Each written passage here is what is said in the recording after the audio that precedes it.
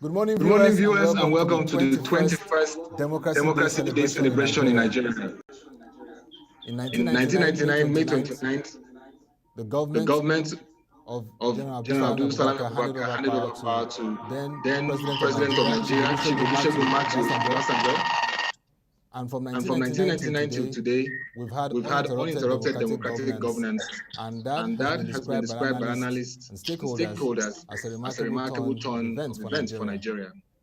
Today, we will reflect on our Democracy Day, and of course how we can reposition political leadership in Nigeria to drive inclusive growth, which is required and needed at a time like this. With me to join this conversation is Mr. Segun Showunmi, Public Affairs Analyst, and also a member of the People's Democratic Party. Good morning, Mr. Segun. Good morning, WebTV. How are you guys doing?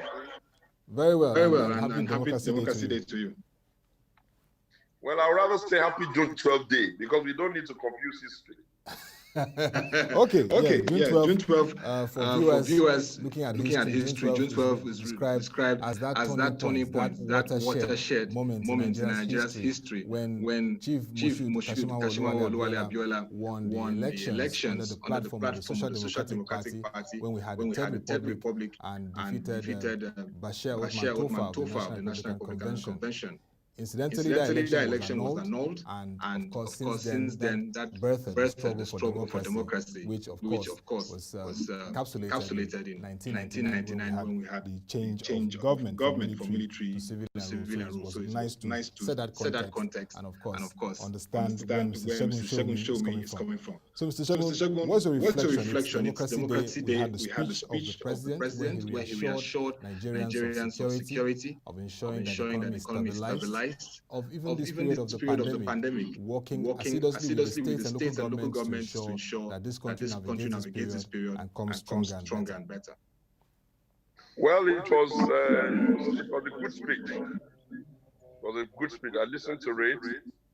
I mean, we accommodate the frailty of his voice and all of that, but the message was a good message.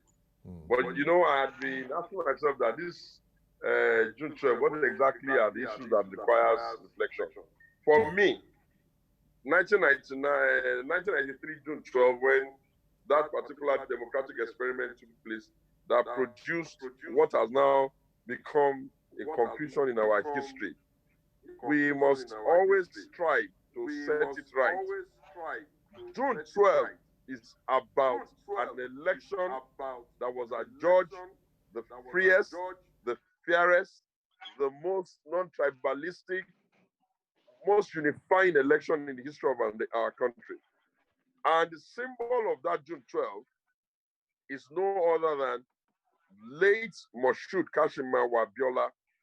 That event took place 27 years ago to this day. And there are three things I want us to reflect on as to that event before we get to what that has, the new revisionist history that event now wants to represent. Three things will come to mind. Number one, it was a process that carried with it a lot of hope of the Nigerian people. The hope of the Nigerian people was the one that created an arrangement where everybody knew that hope was what we were bringing to the table. And we'll have to ask ourselves, have Nigerians fared very well relative to that hope? Have the hope of our people been met in any, so how do we rate ourselves relative to hope? The other thing that I wanted us to rate ourselves in is that the watershed moment of June 12 really was that the vast majority of our people in the country accepted that it was a free, fair, and transparent election because we used the open ballot system where everybody lined up before the candidate that they wanted to vote for, and it did not matter whether you were counting in Kano or you were counting in Lagos, whoever was voted for won. That is the second thing. Do we now have transparent elections or credible elections in this country? The third thing that June 12 represents is that June 12 also was a very dark time in our history where it showed us that if we do not put a lot of vigilance, reactionary elements are capable of subverting the will of the people. because at the end of the day, that election was annulled. So the question then to be asked is, have we exited from the potential and the possibility of subversive elements, either in the democracy or in any other manner, or the judiciary, able to subvert the will of the people? So those are the three historical perspectives on that. Now, because we are a funny people in this country, we don't even understand that dates in history must be captured for the significance of why that date became important. We can, again, we have seen that somehow in the propagandist government of Muhammadu Buhari and the APC have done a movement from another historical date which has its own merit, which is May 29. Why? Because it was on May 29, 1999, that this republic handed over power to Olusegun Obasanjo and Atiku Abubakar as vice president to commence this 21-year democracy. So if we are not careful, in 50 years' time, our children and grandchildren may forget what exactly June 12 is, because they may, in error, interpret it to mean the day that this particular democracy starts. So as far as I'm concerned, June 12 must be accorded its historical significance for all time, for what it represents. And May 29th, the start date. It's like saying that, oh, they had a meeting on September 27 towards independence, and therefore, instead of you to accept that it was on October 1st that the pattern of authority was transferred, you now want to come and start doing a revisionist agenda of saying that for reasons best known to you, mostly because of propaganda and an attempt to pull the wool over people's eyes and try and take advantage of the emotions of the people, you are now recreating June 12 as if we started this particular democracy that we are running. If you want to do that, then you must go the whole lot by reverting and calling Obasanjo, by calling what's his name, Abiola president.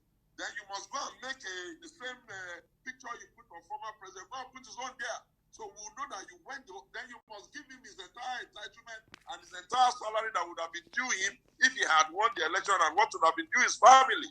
But when you begin to play tricks with the history of the people, some of us will insist that the history of the people is a photographic capture of the event when it happened, and it must not be missed. And I think the members of the fourth realm of the estate, you have a duty to constantly ring it in the ears of our people that this is what June 12 signified.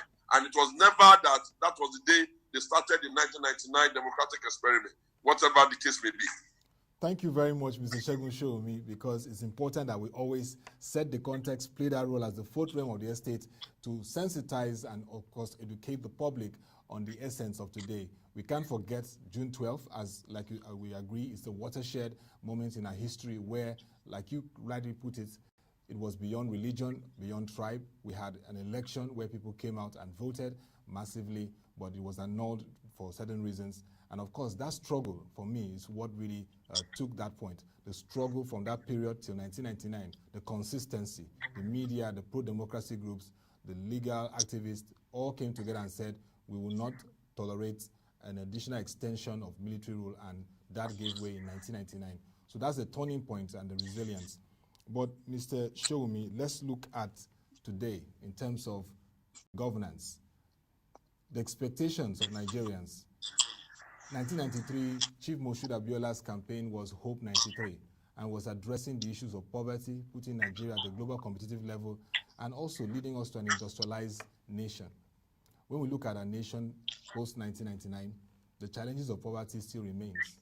We have 40.1% in terms of poverty computation by National Bureau of Statistics, translated to 82.9 million people. That is a time bomb which has to be addressed. When we look at the philosophy of governance today, what is your reflection on what needs to be done by political consensus? Because it's not just about a political party. There has to be consensus across board to achieve that. I think that the part that I will first of all address before I come to your question is, I have been asking myself, what is the critical, most important issue that worries me the most 21 years after in Nigeria? And I think, for me, the critical, most important issue that worried me the most, in spite of poverty, in spite of development and all of those challenges that government must try to solve, which I will come to, it is national cohesion. I would have imagined that for us to write in the 1999 Constitution an idea that there will be the principle of inclusion, of federal character, of all-inclusive sense of belonging in this country, I would have imagined that after 21 years, we would have evolved to the level where we can take it for granted that those assumptions that drove the principle and thinking behind our 1999 Constitution cannot be faulted. But alas, where are we now? So for me, I see that how did we get to 21 years after in a democracy? Nigeria that was not broken up or not so threatened to be broken up during the military incursions now has to be a country that IPOD is asking for breakaway. Some people are sitting down in Yoruba land to say, oh, everybody is just saying whatever they want. All of this suggesting that national cohesion is threatened. Therefore, I think that we cannot be in a government of the people, for the people, by the people, with the people having the franchise to choose their leader, and yet the agitation for a splintering of the country will be this high. I think that it brings us to the issue. What can we do to take away this problem from all of us? And I tell you now, my thinking is that it starts from an electoral process that is transparent, that is fit for purpose, that is unencumbered, that can allow anybody that is participating know that he is going to get, the people are going to get their franchise met.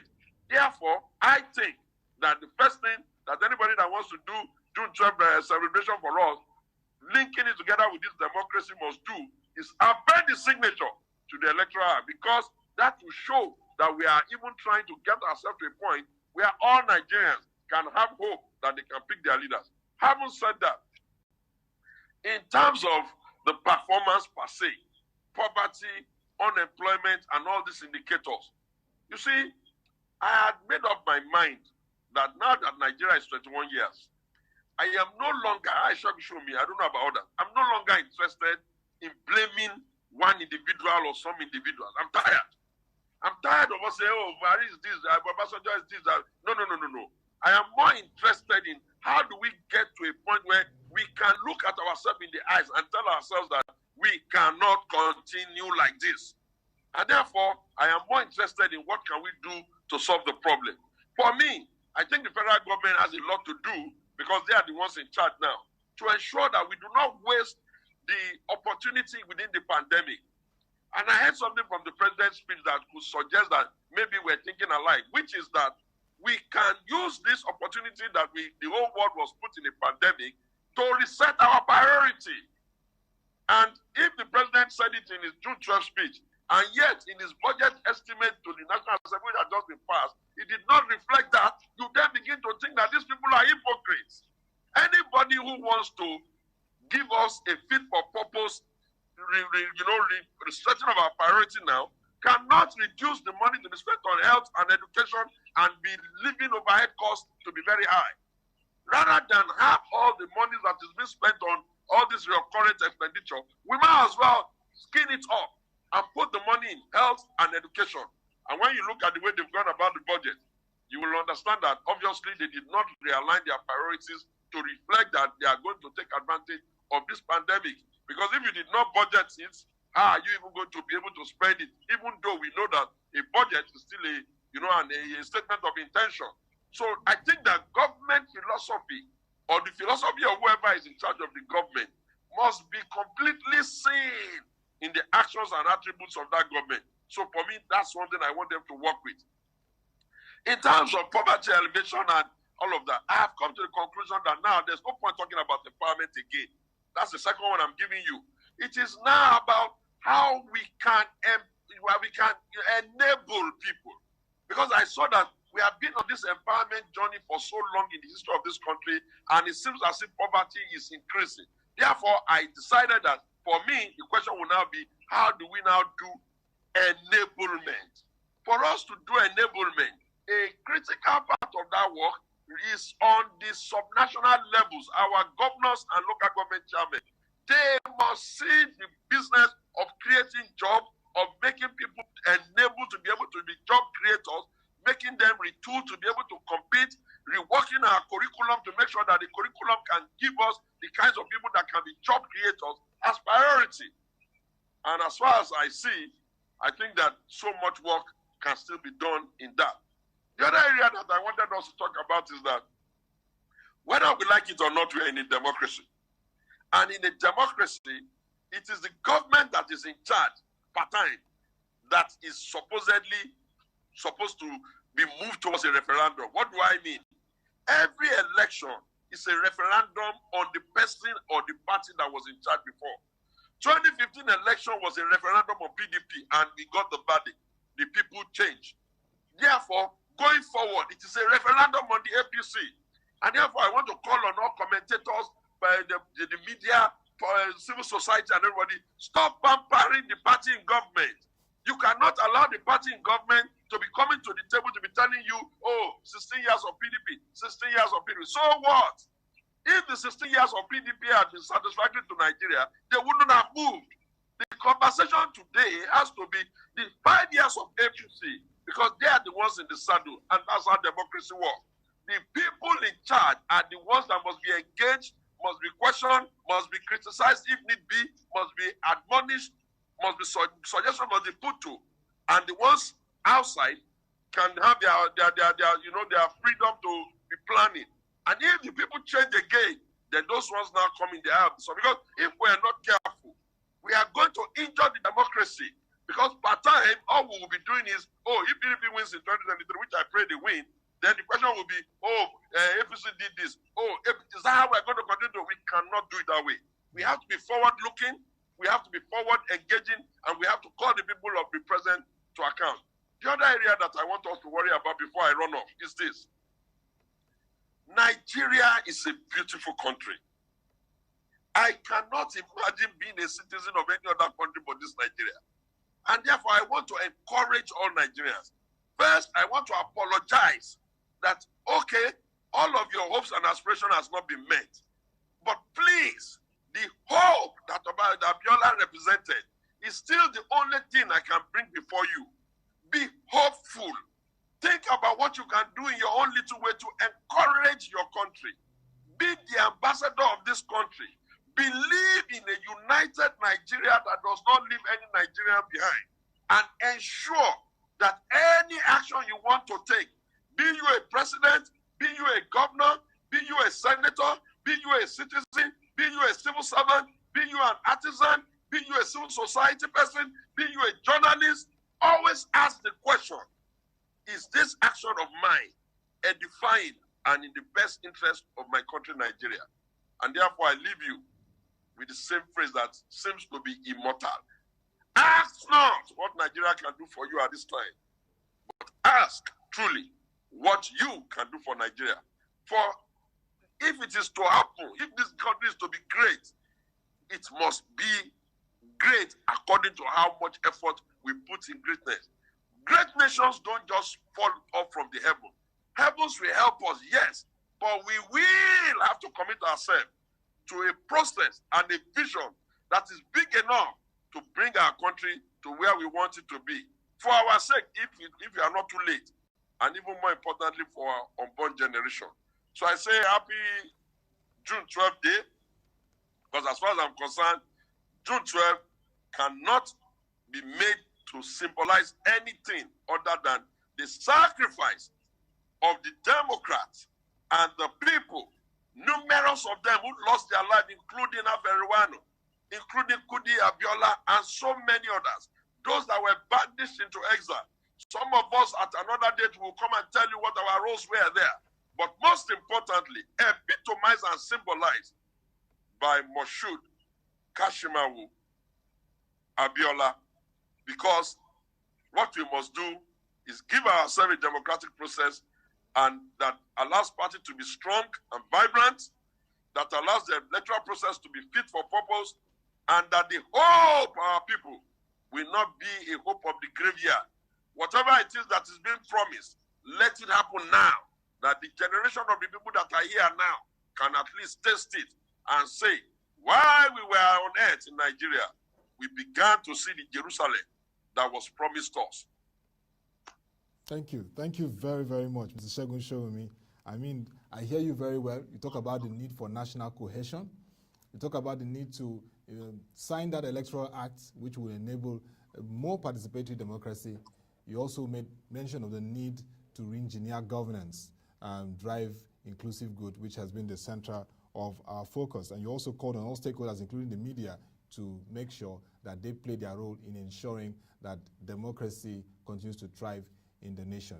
We really appreciate you. Though what I wanted to ask you about the opposition parties, because in every country and in every real democracy, a vibrant and robust opposition party is very important to bringing the government, the ruling party to account, but also being proactive in terms of economic philosophy and strategy, because most times we see more of reactions to statements and policies, but we also want to see... No, you have not been fair to us. You have not been fair to the People's Democratic Party of Nigeria, because with due respect, except for the pull him down, call people out, do riot, be unreasonable, blackmail the country, go and be demarketing the country all over capitals of the world that the APC was doing when they wanted to come to power, the PDP has been engaging them. The leader of the party, Atiku Abubakar, there's never an issue that he doesn't proceed on. He will write, he will put forward his ideas, he will push it out, no matter how they will react to it. The public secretary of the party, Kola never allows any idea to go by without him putting his ideas on the table and pushing out the position. The national chairman of the party, which is Secondus, my good self, I never rest by saying this is right. So I think that if people want us to call for riots, if that is what you call democracy, I would just beg you, that is not democracy, that is chaos. No, we don't support riots. Democracy is a concentration of ideas, and we are contesting with them on those ideas. And in terms of democratic philosophy, you can take it to the bank. The democratic philosophy of PDP is Nigeria for all Nigerians that work for all Nigerians. We are not a party of nepotism. We are not a party that panders to sectionalism. We are not a party that treats things with a kids' club. We are not a party that does not call a spade a spade. We are a party that works for Nigeria. Whatever you see in PDP, it is a microcosm of the real Nigeria. This one is this other, our opponent, the APC. They have created a fiefdom of only the privileged friends of the government who are for the government that are enjoying the government. All the Nigerian people have been left behind. Therefore, it is only PDP that has acted in that way. And I can give you 5 things they did. Universal basic education was from them. That was a policy targeted at making sure that all Nigerians can go to school easily. Universal basic health was from them. Polio eradication and all of that was from them. Paying a living wage to civil servants was from them. Making sure that all persons are represented in government is from them. Privatization as a policy is from them. The GSM and all of that is from them. Connecting the country together by road is from them. Nobody can be in government and finish all the work. But let us not be deceived into thinking that when you know that your parents had more life abundance under our government and you didn't all have to be reduced to beggars, are you going to compare our government that had more human empathy, government of people that don't care whether you eat or you don't eat, a people not share money to people in pandemic, only heaven and earth. It's like comparing marriage and death and burial ceremony. We are the life. There is nothing happening there. They are only sitting in government because the criminal wickedness in high places has conspired to rob us of our mandate. And we would not destroy the country. We'll move forward, but we are asking them, improve the Electoral Act so that anybody that goes to an election and contest can at least be sure that the verdict of the people is not robbed them off. I hear you very well, Mr. Segun Showunmi. And I understand that, yes, we've been reacting and engaging. Even your principal, Alhaji Atiku Abubakar, has been speaking on economic issues from the petroleum sector down to other key national issues. But I still maintain that a coordinated economic approach team that continues to show the alternative of why, if this party comes into government, it remains much better is key. You know, you're doing your best as an opposition party, and this is not just the PDP and in Nigeria. If you look across the globe today, we're seeing opposition parties needing to redefine themselves, like the Congress Party in India, or even the Democrat Party in US, or even the Conservatives, the Labour Party in UK. So we hear you very well about engagement and reactions, but that strong, robust alternative plan, which will always make people know that, look, if this current government doesn't take action and doesn't take the right step, we have a robust economic policy alternative plan which we can go to. But I must appreciate the fact that, yes, the PDP also has been engaging, and we also encourage other opposition parties in the country to also engage constructively, and we will have a much, much robust democracy. Thank you. Thank you very much, Mr. Segun Showunmi, for engaging us in your thoughts today on June 12, Democracy Day. 21 years of democracy, of course, May 29. But of course, we must not forget that this was the birth of the struggle for democracy when the Social Democratic Party, which had its candidate, Chief Moshood Abiola, won an election defeating the National Republican Convention, which had its candidate, Bashir Othman Tofa. But that election was annulled by the administration of General Ibrahim Badamasi Babangida. And since then, we saw a struggle unprecedented in Nigerian history. People came together, irrespective of tribe and religion, to push for democracy in amidst a military junta, and at the end, in 1999, we had the birth of democracy. Of course, it's very important the electoral process becomes effective, and we will continue to push for that from the fourth realm of the estate. Thank you very much, Mr. Segun Showunmi, Public Affairs Analyst and member of the People's Democratic Party. Very incisive comments from you and very nice call to action, and we hope to have more of you on political discourse in our program. Thank you very much. Thank you. Yeah. Thank you very much. Yeah. Happy June 12th day. Yes, same to you. And that will be all for this conversation on the Economy and Politics Show, special edition of the Economy and Politics Show marking Democracy Day on June 12th. Historic moments in Nigeria's history, watershed election, reflections on how collective actions and cohesion can achieve purpose in terms of pushing for democracy that creates economic prosperity for all. We'll continue this conversation in our market review. We will look at the financial market and economy with a discussion around Democracy Day. Just join our website, www.prochange.com, to watch our videos, news stories, and read our reports and analysis. Till we come your way again, thank you for watching. Have a nice time and stay safe.